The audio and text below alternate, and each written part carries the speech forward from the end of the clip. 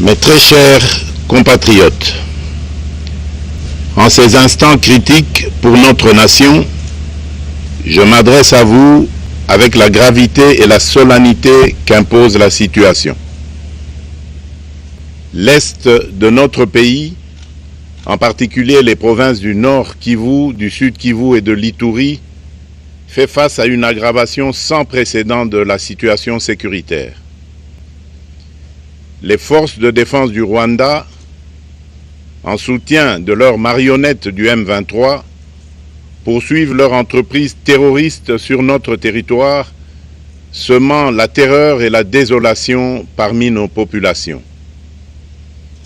Je partage avec vous la douleur et l'indignation face à ces attaques barbares. Ces actes ne sont pas seulement une attaque contre la République, mais une offense à l'histoire et à la dignité de notre peuple. En ces moments difficiles, je vous appelle à la résilience et surtout à la résistance.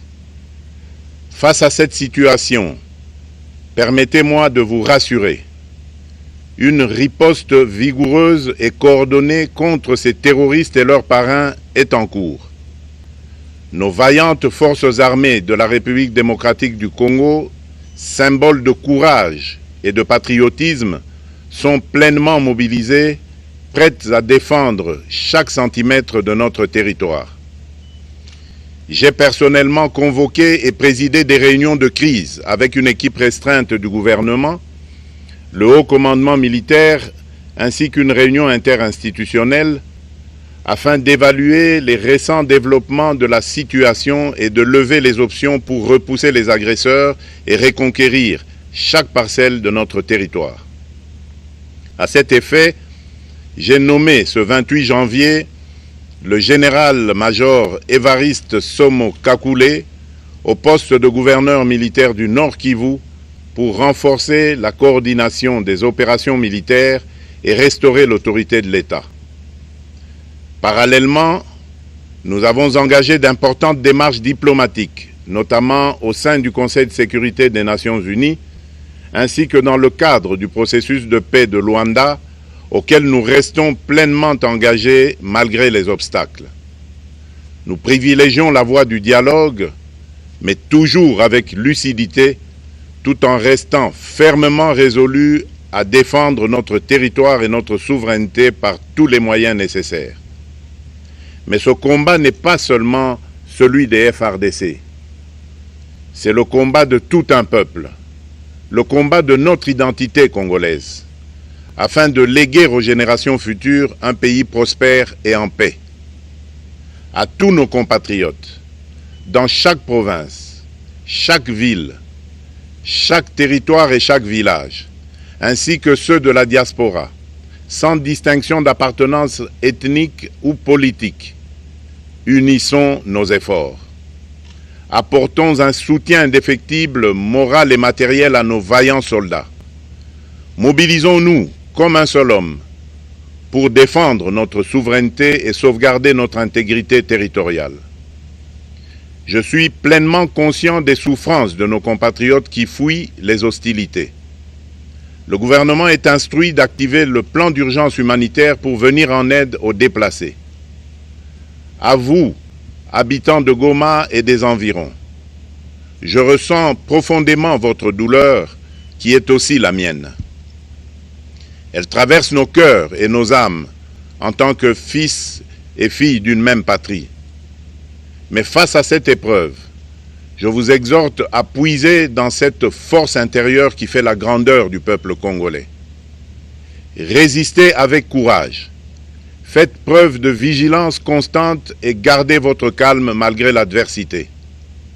Sachez que nous ne sommes pas restés inactifs. Des plans de contingence sont préparés pour assurer la protection de la population civile et prévenir toute escalade de la violence. Les dispositifs de sécurité ont été renforcés pour protéger les zones stratégiques et nous travaillons sans relâche pour garantir le fonctionnement des services essentiels. Je tiens à rendre un hommage solennel à tous ceux qui ont payé le prix ultime dans cette lutte pour notre dignité et notre souveraineté. J'ai une pensée pieuse pour le général-major Peter Chirimwami, gouverneur militaire du Nord Kivu, tombé les armes à la main. Je m'incline avec respect devant la mémoire de tous nos militaires et de tous les Wazalendo tombés sur le champ d'honneur. Je pense aussi aux soldats de la mission de la communauté de développement d'Afrique australe, la SAMI DRC, qui combattent à nos côtés, aux casques bleus de la MONUSCO, qui ont sacrifié leur vie pour la paix, ainsi qu'aux innombrables civils victimes de la barbarie ennemie. Leur courage et leur sacrifice ne seront jamais oubliés. Et nous portons leur flambeau avec la ferme détermination d'achever leur noble combat. Je voudrais ici interpeller directement la communauté internationale et l'Union africaine. Le Rwanda continue de violer ouvertement et sans scrupule les principes fondamentaux de la Charte des Nations Unies ainsi que les accords régionaux. Pire, ces agissements se déroulent dans une impunité totale et ce, avec un mépris manifeste des règles internationales et des valeurs que ces institutions sont censées défendre.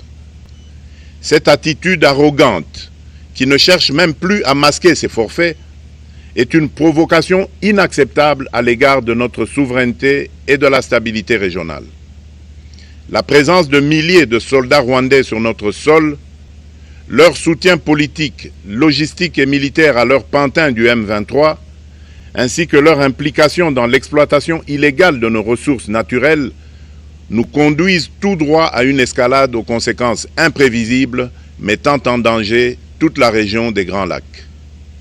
Votre silence et votre inaction face à la barbarie du régime de Kigali et aux atrocités perpétrées par ses supplétifs sur notre territoire constituent un affront non seulement à la République démocratique du Congo, mais également aux valeurs universelles de justice et de paix. Le peuple congolais prend acte de cette passivité qui frôle la complicité. Soyez sûrs d'une chose, la République démocratique du Congo ne se laissera pas humilier ni écraser. Nous nous battrons et nous triompherons. Congolaises et Congolais, l'heure est certainement grave, mais notre détermination est encore plus inébranlable. Ce moment critique nous offre l'opportunité de montrer au monde ce qui fait notre force, c'est-à-dire notre unité sans laquelle tous nos efforts seraient vains. Je vous appelle à être vigilants, mais à ne pas céder à la haine, aux divisions ou à la violence. Je condamne avec la plus grande fermeté les actes de vandalisme et de pillage qui ont visé certaines missions diplomatiques accréditées en République démocratique du Congo, ainsi que des intérêts privés dans la ville de Kinshasa. Ces comportements irresponsables dénaturent l'expression saine de notre colère face à l'agression barbare nous imposée et jettent une ombre sur les manifestations pacifiques de soutien à nos vaillantes forces armées qui luttent avec courage et abnégation pour défendre notre souveraineté. Notre engagement doit rester ferme et discipliné. Nous gagnerons cette guerre par notre unité, notre courage et notre sens de responsabilité, et non par la violence aveugle et par l'anarchie. Cette victoire ne sera possible que si chaque Congolais, où qu'il soit, prend toute la mesure du combat qui est le nôtre. J'appelle donc la nation entière, hommes et femmes, jeunes et vieux, acteurs politiques, opérateurs économiques, membres de la société civile, confessions religieuses, artistes et sportifs à se mobiliser, à faire bloc derrière nos vaillantes forces armées et à contribuer chacun à son niveau à l'effort de guerre. J'ai instruit le gouvernement de mettre en place des mesures rigoureuses de réduction du train de vie des institutions et de leurs animateurs afin que les ressources ainsi économisées soient directement réorientées vers le soutien à nos forces armées. Dans cet effort national, j'en appelle également à la responsabilité du secteur privé qui est invité à contribuer activement à cette cause commune. Nos soldats se battent avec héroïsme pour la défense de notre intégrité territoriale et de notre souveraineté. Ils ont besoin de notre soutien total, qu'il soit moral, matériel ou logistique. À la jeunesse congolaise, pilier et espoir de notre nation, je vous exhorte à répondre massivement à l'appel de la patrie. Le moment est venu de vous lever, de mettre votre énergie et votre créativité au service de la nation. Nous devons renforcer nos rangs et chaque jeune Congolais prêt à défendre son pays a une place au sein de nos forces armées. Enrôlez-vous massivement dans l'armée. Vous êtes le fer de lance de notre projet et votre mobilisation est déterminante pour la victoire finale. Aux braves populations du Nord Kivu, du Sud Kivu et de l'Ituri, vous êtes le symbole de la résilience congolaise, une source d'inspiration pour toute la nation. Vous n'êtes pas seuls dans cette épreuve. La République tout entière se tient à vos côtés, unis dans l'espoir et la lutte. Ensemble, nous ferons face et surmonterons cette épreuve. À nos vaillantes forces armées et aux vaillants patriotes Ouazalendo, véritables sentinelles de la souveraineté nationale, je rends un hommage appuyé et vous exprime au nom de toute la République notre reconnaissance infinie et notre fierté inébranlable. Votre bravoure, votre discipline et votre engagement sans faille inspirent et mobilisent tout un peuple déterminé à défendre son territoire. Sachez-le, la République ne vous abandonnera jamais.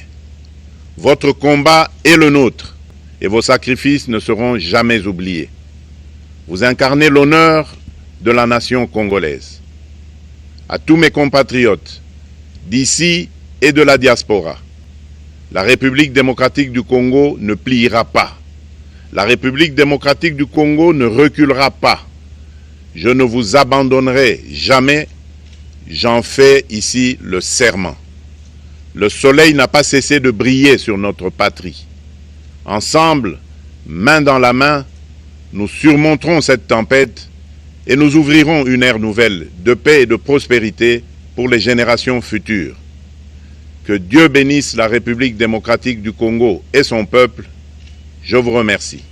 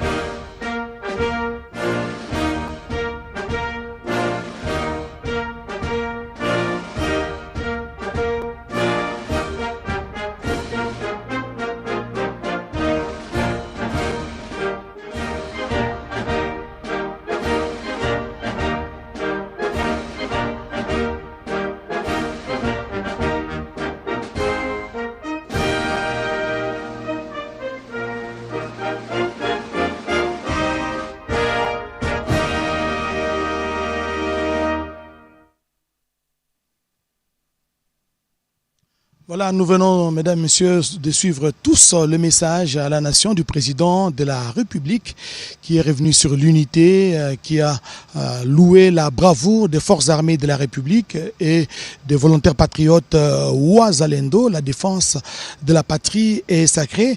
Et pour décrypter justement ces discours du président de la République, ces messages du président de la République, un message qui n'a duré qu'une dizaine de minutes, pratiquement 11 minutes ou 12, le président de la République a fait les contours pratiquement des derniers développements de la situation sécuritaire dans l'Est du pays.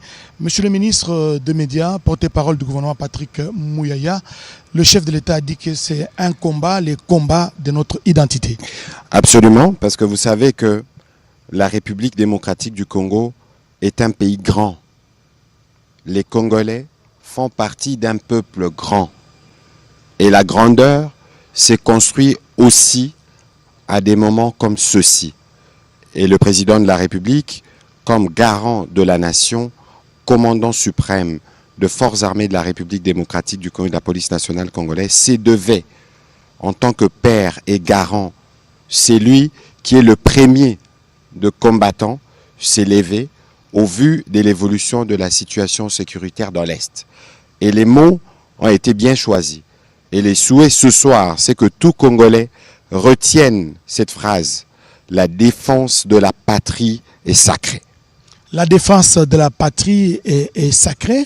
Le chef de l'État a fait à cette occasion un appel justement à la mobilisation, jeunes et vieux, et que tous nous puissions nous enrôler dans l'armée. Bien sûr, moi qui vous parle, je suis déjà enrôlé. Parce que dans cette guerre, nous avons 6 fronts. Il y a un front militaire pour lequel des jeunes doivent se mobiliser pour renforcer les effectifs de forces armées de la République démocratique du Congo. Il y a un front diplomatique où le président de la République est revenu déçu au regard de tous les efforts diplomatiques qui ont été consentis depuis ces derniers jours. Vous avez vu notamment à 2 reprises, en moins de 72 heures, 2 réunions spéciales du Conseil de sécurité des Nations Unies. Ensuite, nous avons le front économique, parce que justement, cette guerre, elle est faite pour voler nos ressources que Dieu a données aux Congolais et pour lesquelles les Congolais ont tous les droits du monde d'en vivre et d'en profiter, et non pas être l'objet ou la raison des vols, des pillages et de la guerre, comme les compatriotes sont en train de vivre depuis presque 30 ans. Nous avons le front judiciaire, parce que tous les crimes qui sont systématiquement commis, encore à Goma, on dénombre des morts et des morts. Nous avions parlé la dernière fois autour du président de la République de la nécessité de préserver les vies humaines, mais en face de barbares qui s'attaquent au camp des déplacés, qui s'attaquent à des hôpitaux où il y a des nourrissons qui viennent de naître, il y a bien évidemment besoin d'une réponse. Et la réponse judiciaire est aussi une réponse appropriée pour que ceci ne puisse plus se répéter. Ensuite, nous avons le front médiatique. Le front médiatique dans lequel vous faites partie, c'est le front qui va nous permettre de mobiliser les Congolais en RDC et en dehors. Tous les Congolais, vous êtes Congolais, quel que soit le coin dans lequel vous êtes, dans le monde, vous êtes bien obligés de répondre à l'appel de la défense de la patrie qui est sacrée pour que d'où vous êtes, avec le moyen que vous avez, vous puissiez contribuer à cette lutte qui va nous permettre de restaurer notre indépendance et l'intégrité de notre territoire. Et puis j'ai rajouté, il y a quelques jours, j'ai discuté avec une compatriote qui nous dit « Excellence, le sang des Congolais qui coule doit crier vengeance. » Et désormais, nous avons ce que nous on appelle un front spirituel. Parce que pour tous ces crimes, pour tous ces sangs qui coulent, il faut bien que ceux qui en sont responsables puissent en répondre. C'est ici les lieux de rappeler aux uns aux autres, aux hommes des dieux, aux confessions religieuses, les devoirs qui nous incombent tous, de nous assurer que nous prions toujours pour le pays. Et donc, vous voyez que la combinaison de ces 6 fronts, portés par lui-même, le président de la République, le commandant suprême, le commandant du front diplomatique, du front militaire, du front économique, du front judiciaire, du front médiatique et du front spirituel, rien ne pourra nous résister. Giscard Koussema, peut-être un petit détail ou une question au ministre. Monsieur le ministre, rarement on a vu le président de la République prendre très peu de temps pour s'exprimer. C'est une brève allocution qui aura duré 10 minutes, mais porteur de plusieurs messages.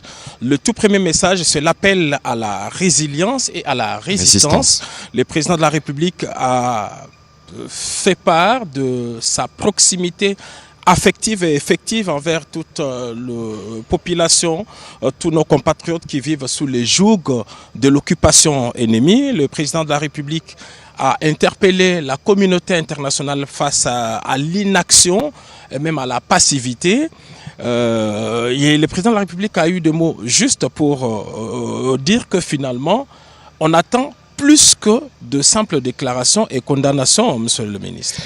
Évidemment, c'est clair parce que lorsque vous regardez les agissements de l'armée rwandaise, des agissements répétitifs de violation du droit international, lorsque impunément on s'est permis de traverser la frontière d'un pays limitrophe, lorsqu'on s'est permis de tirer sur des casques bleus, de tirer sur les forces de la paix, il y a évidemment une forme, pas une forme, mais une vraie passivité qui s'apparente, le président de la République l'a dit, à la complicité, parce que tous les principes de droits internationaux sont systématiquement violés et aux yeux du monde. Et donc aujourd'hui, le président de la République est revenu aussi sur la nécessité que dans l'expression de notre colère, qu'on s'abstienne des actes de violence qui ont touché les chancelleries diplomatiques. Mais pourquoi il le dit?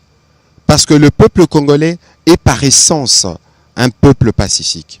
Même dans ces sentiments de colère qui nous animent, un sentiment de colère qui est ressorti du discours du président de la République ou de la solennité des discours que nous tenons ou la ministre des Affaires étrangères tient, doit être le reflet dans notre population. C'est important que le président de la République rappelle que pour notre cause, qui est juste, on n'a pas besoin d'être violent. Et de toute évidence, le sens de ces discours, c'est de dire à chaque Congolais, où qu'il se trouve, que cette guerre est la tienne. Cette guerre est la nôtre. Et c'est nous-mêmes qui devons être ceux qui se donnent tous les moyens du monde pour restaurer la souveraineté et l'intégrité de notre territoire. L'autre message clé, c'est cet appel à la mobilisation générale autour de nos forces armées de la République démocratique du Congo. Chacun de Congolais est appelé de participer de n'importe quelle manière, de manière morale, de manière matérielle même, pour venir en appui à nos forces armées qui se battent avec patriotisme et même dignité pour défendre la partie. Et le président de la République vient de donner quelques exemples, en commençant par le gouvernement qui devrait, et toutes les autres institutions qui devraient réduire le train de vie. Écoutez, il n'y a pas de prix pour restaurer la fierté, la dignité de toute une nation.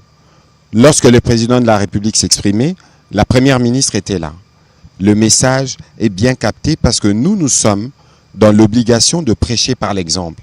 Et dans le cadre justement de cet appel à la mobilisation que le président de la République a lancé, nous sommes, nous, le premier. Et nous attendrons évidemment les dispositions qui seront prises au niveau de la première ministre pour que nous puissions nous assurer que nous avons prêché par l'exemple en contribuant pour cet effort de guerre. Vous savez, Giscard Koussema, il faut se donner les moyens pour sa souveraineté.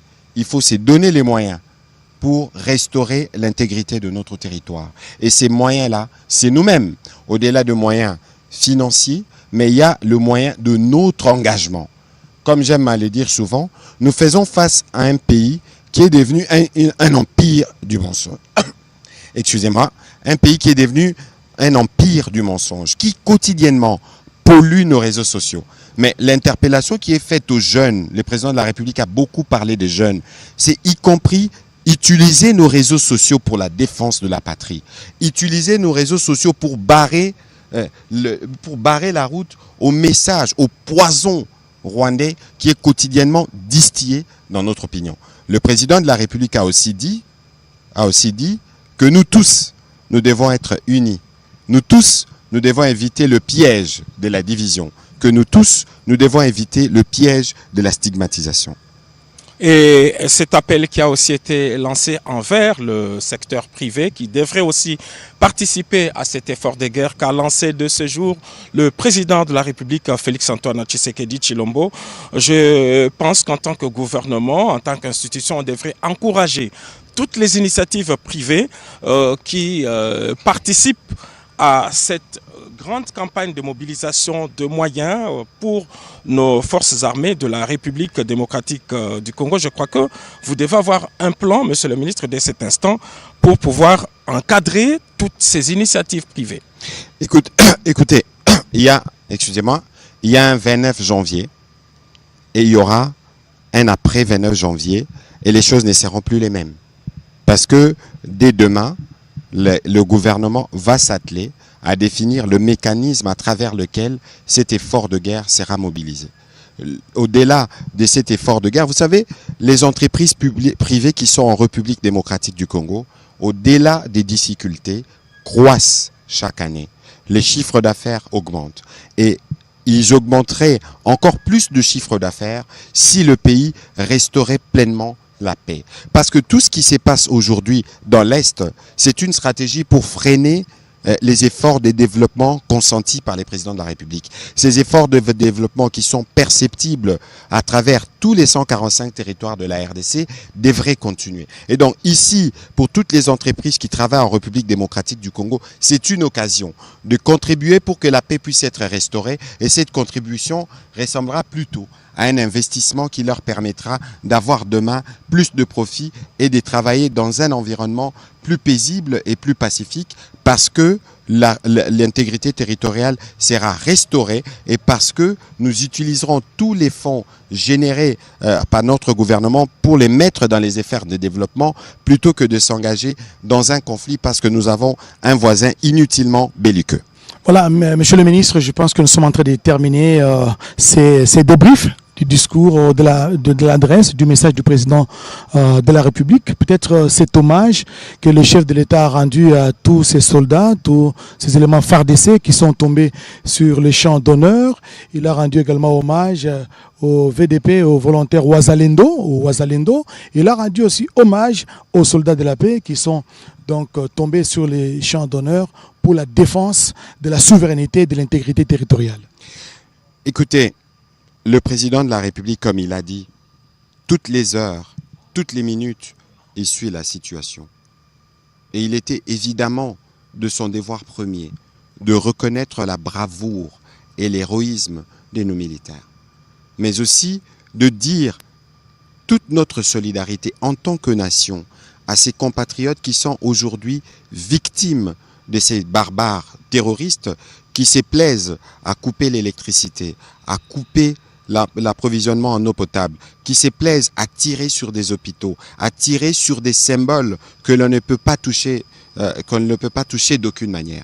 Il était donc de son devoir de passer ces messages de résistance et de résilience pour que nos populations du Nord Kivu, pour que nos populations du Sud Kivu, partout où l'ennemi pense pouvoir trouver la paix, pour qu'ils sachent que nous sommes avec eux, pour qu'ils sachent qu'il n'y a aucune peine qu'ils endurent que nous n'endurons pas. Monsieur le ministre, merci. Je pense que nous allons vous retrouver dans d'autres créneaux, pourquoi pas dans des briefings, pour davantage débriefer sur... Mais écoutez, dès demain, parce que le message lancé par le président de la République ce soir, comme je vous disais, il y avait un 29 janvier, il y aura un après 29 janvier et les choses seront différentes. Et les choses seront différentes, mesdames, messieurs. Nous avons tous suivi le message à la nation du président de la République dans un ton ferme, parce qu'il a même interpellé l'Union africaine, il a interpellé la communauté internationale, et c'est un message riche en éléments d'information. Je pense que nous allons revenir sur d'autres... Mais bien sûr, ça valait vraiment la peine que le président de la République rappelle de manière aussi ferme la responsabilité de la communauté internationale, des Nations Unies, parce que c'est elle qui est les garants du droit international, mais aussi surtout de l'Union africaine, parce que les communiqués qui en est ressortis ressemblaient visiblement à un communiqué qui disait qu'on est complice. Donc il y a un effort à faire pour le respect des structures ou des cadres qui ont été placés par l'Union africaine elle-même, notamment le processus de Luanda. Le président de la République en a parlé, mais évidemment, et surtout, si vous faut regarder aussi la mission de la SAMI RDC, mais dont les militaires ont essuyé les coups de feu d'un pays membre de l'Union africaine. Toutes ces incohérences doivent s'arrêter. Toutes ces incohérences doivent s'arrêter et surtout des sanctions, des condamnations en même temps. Monsieur le ministre, merci. D'être venu et partager avec nous justement ces discours du président de la République. Espérons nous retrouver dans d'autres tribunes. Mesdames, Messieurs, vous avez suivi à partir de tout le 26 provinces de la République démocratique du Congo à travers le pays et le monde. Nous vous disons merci, excellente soirée à tous et à la prochaine.